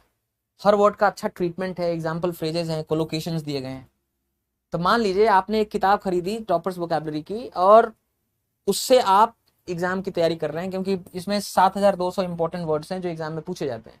तो 7200 अगर वर्ड्स हैं, इडियम्स हैं, तो हो सकता है इसमें से आपको ऑलरेडी 4000 आते हो, तो नया तो आपको 3200 ही सीखना है। तो ऐसे में कुछ लोग ये प्रक्रिया नहीं करते, सीधे यहाँ चले जाते हैं कि आपने किताब ली और उस किताब से एक वर्ड देखा। तो फिर भी आपको ये चीज करना चाहिए कि जो आप वर्ड सीख रहे हो वो एक एग्जाम्पल फ्रेज में सीखो, एक एग्जाम्पल सेंटेंस में सीखो, उससे रिलेटेड जो रूट्स हैं या सिनोनिम एंटोनिम में वो जानो, और उनको बार बार रिवाइज करो। तो अगर एग्जाम नजदीक आ गया, इंग्लिश आप सीख चुके हैं, आपको क्या बताया कि वर्ड लिस्ट रटना सही नहीं है, लेकिन हमने ये भी तो बताया कि जिस आदमी को अंग्रेजी आ चुका है, जो आदमी अंग्रेजी पढ़ता लिखता बोलता सुनता है, जिस व्यक्ति को भाषा का ज्ञान हो चुका है, वो व्यक्ति वर्ड लिस्ट से देख के मेमोराइज कर सकता है, वो रिटेन कर सकता है, भूलेगा नहीं। लेकिन वो तभी कर सकता है जिसको इंग्लिश पूरी तरह आ गई हो, नेचुरली बोलता हो, सुनता हो, समझता हो। तो मान लीजिए अगर आपको इंग्लिश आ गई एक हद तक और आप बोलने लिखने समझने लगे, तब आप वर्ड लिस्ट से आप वर्ड सीख सकते हैं, एक्सप्रेशंस, इडियम सीख सकते हैं। जैसे ये किताब बताई हमने, इस किताब से आप सीख सकते हैं। लेकिन फिर भी आपको ये प्रक्रिया करनी पड़ेगी, ये प्रक्रिया करनी पड़ेगी कि आप जिस वर्ड को, इडियम को सीख रहे हैं, उसको एक एग्जाम्पल फ्रेज, एग्जाम्पल सेंटेंस में सीखें, उसकी वर्ड फैमिली, सिनोनिम एंटोनिम पर ध्यान दें, रिवाइज करें फर्स्ट, थर्ड, 7, 15 डे, ठीक है ना। तब जाकर के नौकरी मिलेगी, तब जाके आपको नौकरी क्या होगी, मिलेगी। तो आज हमने आपको बताया वोकैबुलरी के लिए क्या करना होता है, और सबसे बड़ी चीज क्या होती है, कंसिस्टेंसी। सबसे बड़ी चीज क्या होती है? कंसिस्टेंसी। कंसिस्टेंसी। देखो कुछ लोग क्या होते हैं, एक दिन में 200 वर्ड सीख लेंगे, 150 वर्ड सीख लेंगे, फिर उसके बाद रिवीजन करना छोड़ देंगे, नया वर्ड सीखना बंद कर देंगे। तो ऐसे जो खरगोश लोग होते हैं हार जाते हैं, जीतता कछुआ है। Slow and steady wins the race. तो आप चाहे रोज 30-40 वर्ड ही सीखें, लेकिन रोज सीखें। अगर रोज 40 वर्ड 50 वर्ड रोज सीखोगे तो 5 महीने में 6 महीने में वोकैबुलरी तैयार हो जाएगी। लेकिन अगर रोज नहीं सीख रहे हो, डिसिप्लिन नहीं है, कंसिस्टेंसी नहीं है, किसी दिन 100-200 वर्ड सीख लिए और किसी दिन 0, ऐसे लोगों का कुछ नहीं होता है। हमेशा याद रखना कि बाकी जगह कंसिस्टेंसी महत्व रखता हो या ना रखता हो, लेकिन कंसिस्टेंसी नंबर 1 चीज है, की है सक्सेस का कॉम्पिटिटिव एग्जाम्स के अंदर। भारत में कहीं भी अगर कॉम्पिटिटिव एग्जाम आपको क्रैक करना है, क्लियर करना है, 11-12 महीने में आप कर लेंगे गारंटी के साथ, चाहे पढ़ने में आप कितने भी कमजोर क्यों ना हो। लेकिन आपके साथ ये चीज चाहिए, कंसिस्टेंसी चाहिए। मैं तो कहता हूँ, गारंटी है कि कमजोर से कमजोर आदमी को मुझे दे दीजिए, मैं साल भर में उसको नौकरी निकलवा दूंगा, अगर उसके भीतर कंसिस्टेंसी है और जितना हम कहते हैं उतना माने। बहुत सारे लोग ना क्या होते हैं, वो 30 मार खा होते हैं, मतलब वो चाणक्य होते हैं, होशियार चंद होते हैं। आप उनको कहोगे कि उत्तर जाओ, वो पूरब जाने लगते हैं। ऐसे लोगों का कोई कुछ कर नहीं सकता है। लेकिन कोई व्यक्ति हो जो आपकी बात को ब्लाइंडली फॉलो करता हो, अंधभक्त हो, जैसा आप कहें वैसा मानता हो। मुझे अगर ऐसा कोई बच्चा मिल जाए जो कंसिस्टेंट हो, मेरी बात मानता हो, तो 11-12 महीने में मैं उसको नौकरी दिलवा दूंगा। लेकिन क्या है, नौकरी मिलती कितने लोगों को है आपको मालूम है कि 300 लोगों में एक आदमी को नौकरी मिलती है, मतलब 99.9% लोगों को नौकरी नहीं मिलती है। 99.9% लोगों को नौकरी नहीं मिलती है। लेकिन ये 99.9% लोग जो है बोलते हैं, बकबकाते बहुत हैं, इको चेम्बर बना देते हैं। इको चेम्बर क्या होता है? ये सारे फिसड्डी लोग हैं। 99.9% का मतलब फिसड्डी लोग, ये सब लोग जिनकी नौकरी होनी नहीं ना होती है। तो सफल होने वाले लोग बहुत कम होते हैं और फिसड्डी लोग जो नौकरी जिनको नहीं मिलती वो ज्यादा होते हैं। वो बकबकाते बहुत ज्यादा है, बहुत बातचीत करते हैं, पूरा माहौल बना देते हैं पूरे शहर के अंदर, इको चेम्बर एक बना देते हैं। तो होता क्या है कि कोई नया बच्चा आया अगर इलाहाबाद में, दिल्ली में, इंदौर में, जयपुर में, पटना में, तो इसी इको चेम्बर का शिकार हो जाता है। ये जो फिसड्डी लोगों ने माहौल बनाया है, एक बातचीत करी है, उस बातचीत और माहौल का हिस्सा वो बन जाता है, उस इको चेम्बर का हिस्सा बन जाता है और मिसगाइडेड हो जाता है, उसको सही डायरेक्शन नहीं मिल पाता है। तो जो नए बच्चे हों, कभी भी पुराने बच्चों की बात नहीं माननी है। जो सेलेक्ट ना हुए हैं उनकी बात कभी नहीं मानिए, सिलेक्टेड बच्चे की मानिए। लेकिन जो सिलेक्ट नहीं हुआ है, जो 3-4 साल से खुद रगड़ रहा है यहाँ पे और फिसड्डियों के भीड़ का हिस्सा है, तो शहर का जो इको चेम्बर ऐसे फिसड्डी लोगों ने जो बनाया उसको सुनना नहीं है। Don't listen to the echo chamber, don't be a prey to this trap, ठीक है ना। एक सही व्यक्ति को, सही गाइड को, सही मेंटर को चुनिए और उसके बताए हुए रास्ते पे चलिए जैसा बताया जा रहा है, ठीक है। तो आज हमने समझाया कैसे वोकैबुलरी को उस्ताद बनना है और वोकैबुलरी सीखने के जो तरीके बताए हैं उसमें सबसे इंपॉर्टेंट चीज लास्ट में बताया, कंसिस्टेंसी। तो आज के लिए इतना ही, दैट्स इट फॉर टुडे। हाँ, अब आपको मिलेगा कहाँ ये भैया? आपको टेलीग्राम चैनल पे मिल जाएगा ये PDF, एग्जाम पोडू ऑनलाइन, एग्जाम पोडू ऑनलाइन नाम से टेलीग्राम चैनल है, इस पे मिल जाएगा। बाकी कांटेक्ट करना है आपको 6306211761, दैट्स द नंबर, ठीक है। तो आज के लिए इतना ही, that's it for today. I will see you next time, till then take care of yourself, bye, नमस्कार।